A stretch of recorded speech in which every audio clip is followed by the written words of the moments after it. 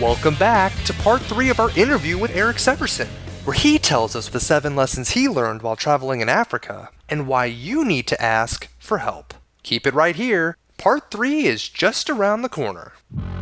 Welcome to this edition of Peak Performance Podcast with your host, Thor Conklin. Thor will be sharing the necessary tools, strategies, and psychology you'll need to become a peak performer in any area of your life or business. Thor Conklin here. We give you the tricks, the tips, the tools, the strategy, the technology, and the psychology peak performers use in order to get more done and execute at the highest level. If you know what to do but struggle with getting it all done, or simply want to raise your game to the next level, this podcast is for you. Sit back and enjoy. I want to go back to Africa. You learned some lessons along the way. What were the 7 lessons that you learned? Oh my gosh. So one is definitely people are beautiful. And that one came up over and over again. And it seemed the more vulnerable I was because I was alone, the more that people would want to help. And another one is don't always try and figure things out for yourself. I am a person who does not like to ask for directions. If I'm in a grocery store and I need peanut butter, for say, I will walk the aisles 20 times before I ask somebody for peanut butter. At least that's how I used to be.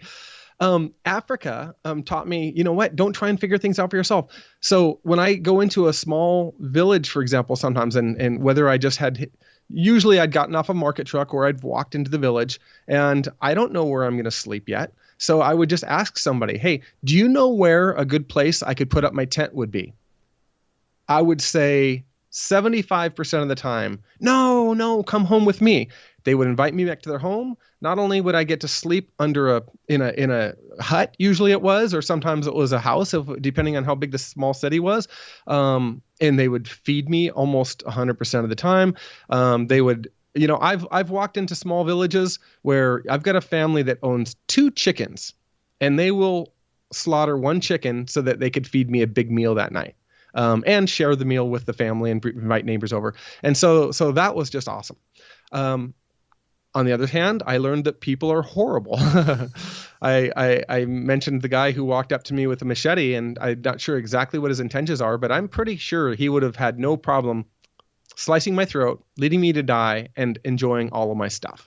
I had somebody in a market truck. We were kind of jockeying for position in an uncomfortable overloaded truck who elbowed me in the face, and I had a black eye for 2 weeks. I mentioned the guy with the machine gun in my mouth. That didn't go over so well. But as I talk about the negative, how people can be horrible, the good always made up for the bad. Another one is patience.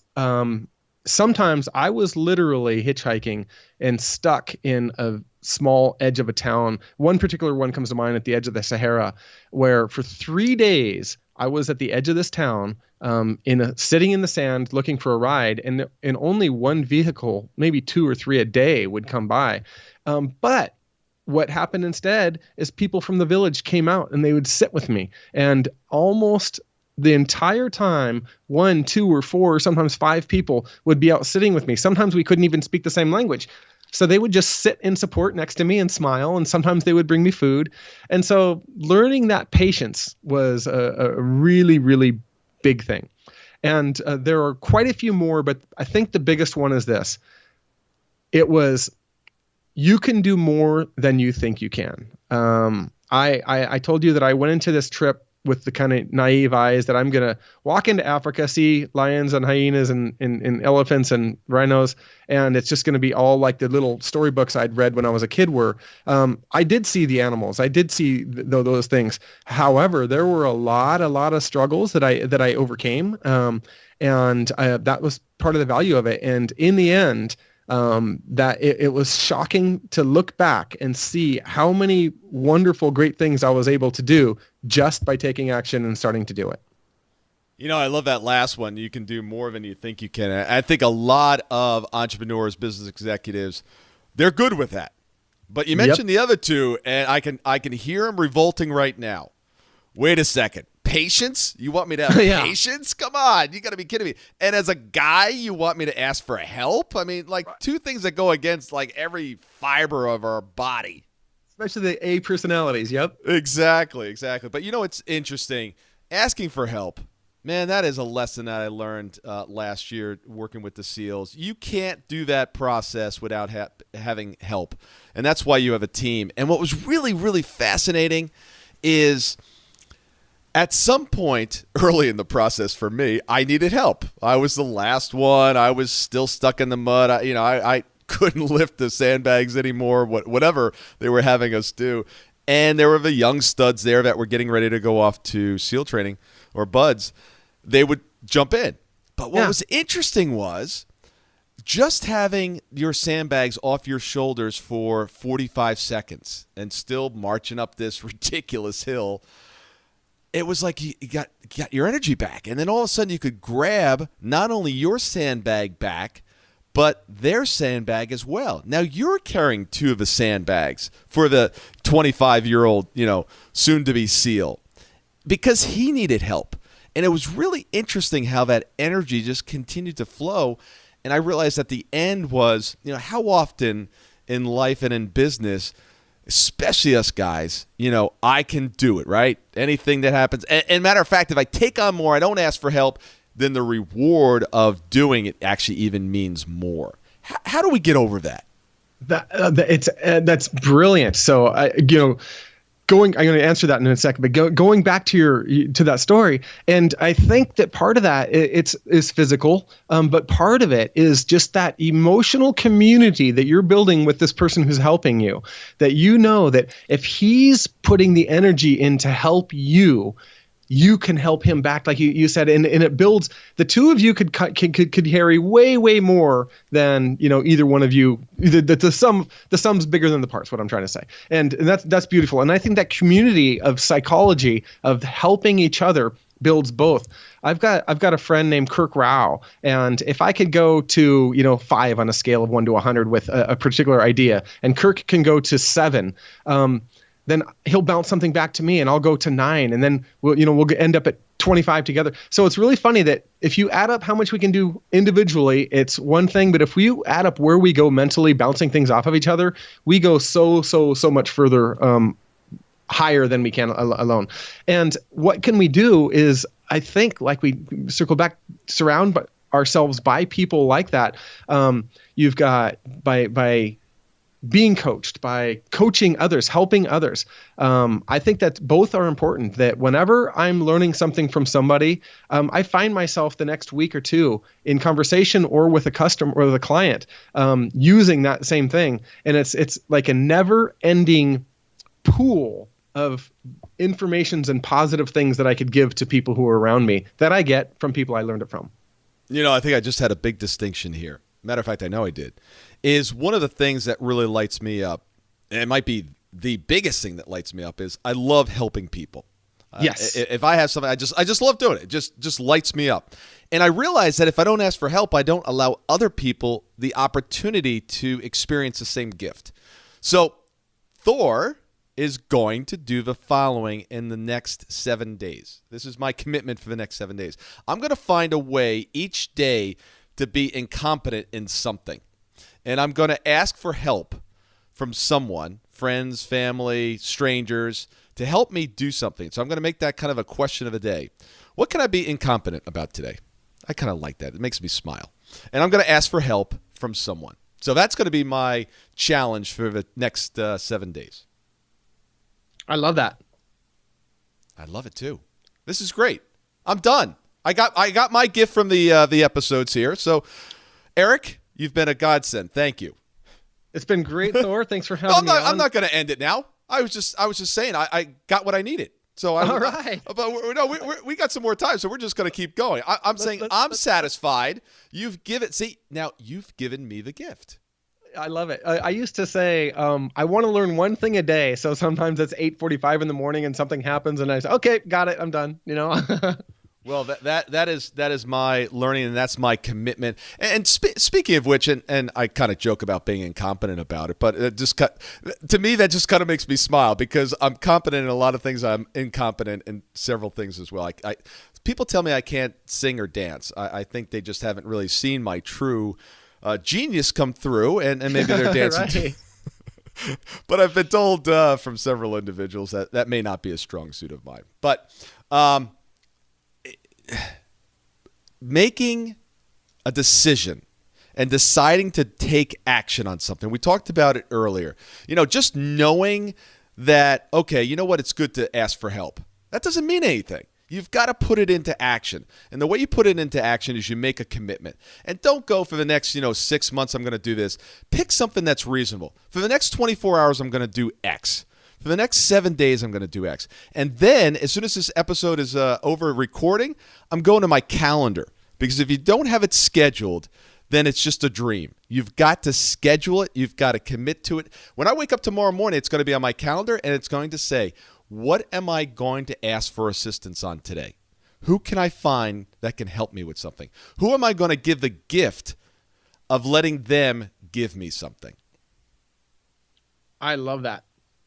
Yeah, Absolutely. and I like your idea of writing it out. I can't remember if it was Michael Gerber's book, the E-Myth Revisited, or Power of Thinking Big, Magic of Thinking Big. One of these books, they talked about writing things out and how important it is. And evidently that there was a study of graduates from a university, and they asked how many had written out in written form their lifetime goals, and 5% had. And I can't remember how many years it was, but let's say it was 40 years later, they found as many as they could of the people from the same university and asked they did a measure of their net worth. And that's only one measure of success, of course, but that's one of the measures they used. So in this measure of success, only using the rubric of what's their net worth, those 5% who wrote out their lifetime goals had a net worth combined of over all the other 95%. And it just shows how important writing things are. And what I like to think is it takes something abstract in the world, in the universe, and as soon as you write it, it becomes real. It becomes physical, even if it's just a little streak of lead on a pencil or on a paper or a few dots on a computer screen. It's suddenly real. And the chances of it happening are hugely, hugely, hugely more likely. Absolutely. I write out mine every single day. I've got a little notebook, and it has a picture of a self-made man, which is a statue that Bobby Carlyle, she's an artist, developed. And it's basically Thor with a hammer and a chisel carving himself out of a block of granite.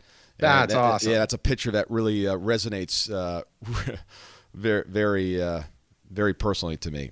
And so on this notebook that I had done on Vistaprint, right? I went and I designed my own little notebook. It's my goals. It's what I'm trying to achieve, right? It's important. Yeah. So I had it designed. So it's got that picture on the front. It says my vision.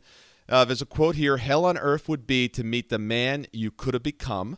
Don't let that happen." It's got my name on it: child of God, entrepreneur, philanthropist, life designer. And then on the inside cover, I've got some questions that I ask myself each day. What went great yesterday? What could I have done better? What's getting in the way? What needs to be eliminated or changed? What's most important today? What do I need to do today to reach my daily and weekly outcomes? What will I do today that I will be extraordinarily proud of in 12 months? How can I add more value to people? And the last question, how can I make today even better?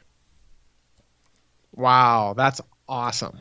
So that's just a book I keep. I write in it every single day. It doesn't have to be in a journal or a book. Just write it down. And you're right. When you actually, we're in an age of technology now, paper may actually go away one day and nobody's using it. But I like the fact that you're putting pen to paper and your body and your mind is connected to forming those letters. Studies have shown, as you pointed out as well, that it really, really locks it in. So do something. And for sometimes, as I am, I pretend I'm still a paper pencil type guy. It's kind of funny. Yeah. But when I'm writing, I also generate a lot of thoughts.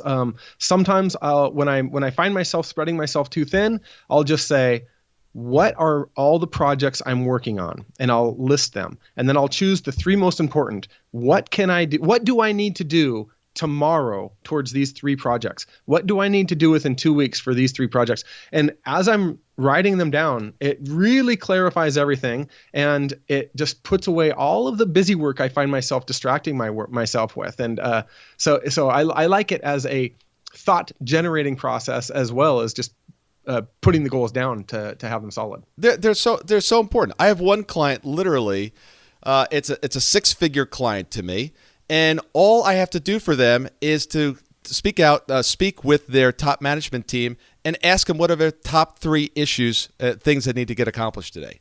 That's it. Yeah. That's all I do. Isn't that wild? Yeah.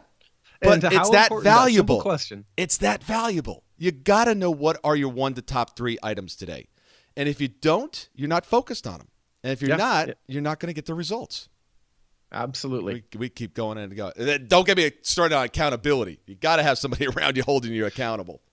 I totally agree on that one too. And that kind of goes back to the surrounding yourself by the people you want to be like, the coaches and things like that. Accountability is genius, because when it's, a little bit later at night than I want to be working, and I've got something to get done, and I know that somebody's going to email me or call me in the morning and say, and not a work task, something that I want to do for myself or something. If I know that they're going to ask about it, I'm more likely to spend the extra 15 minutes or whatever it's going to take to get it done before I get lazy. Absolutely. Well, tell the audience how they can get a hold of you.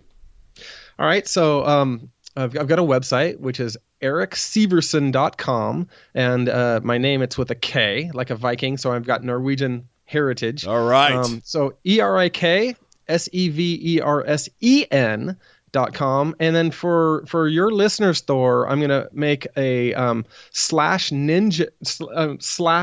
/peak at the end. And so it's Erik Seversen /peak. And for your listeners, I'll have a few things. I'll throw up some pictures of Africa.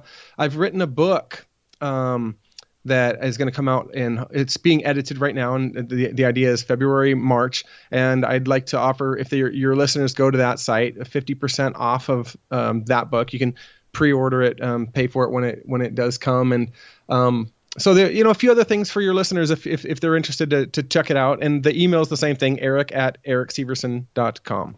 That is very nice. Thank you very much, Erik. Look forward to having you back on the show, and I'm looking forward to seeing the book when it comes out. Look forward to it, and I loved being here. The conversation's not over. I look forward to learning more about you as we move forward. So sure appreciate being on the show again, Thor, and look forward to the next time. Thank you so much for listening today. I really do appreciate your time, and I hope you found today's show valuable. If you would like to receive these shows automatically to your phone or to your computer, simply go to iTunes and subscribe. After listening to several of the shows, if you're so inclined, please leave us a 5-star rating, as this helps us reach additional people and spread the message. If you're truly committed to taking your life to the next level and doing whatever it takes to become a peak performer, but something's holding you back, something is blocking your way, and you just can't seem to figure out what it is, send me an email to info@thorconklin.com, and I'd be more than happy to get on the phone with you. We'll schedule a 15-minute discovery call. No obligation, no cost. I absolutely love to hear from the listeners, and if there's something I can do to help, I'd be more than happy to do that. Also, if you found something of great interest in today's show and you want to share that with your friends and family, simply go to my Facebook page, Thor Conklin, click on the episode, hit the share button, and share it on your page. You can follow me at Twitter @Thor Conklin. The website is thorconklin.com. We're constantly adding new free resources, discussing additional tricks, tips, tools, and strategies on how to be a peak performer. Remember, I try to keep these episodes short so you can listen to them during dot time, doing other things, commuting, driving, walking, working out. Decide to be a peak performer in all that you do. And until tomorrow, have an absolutely amazing day.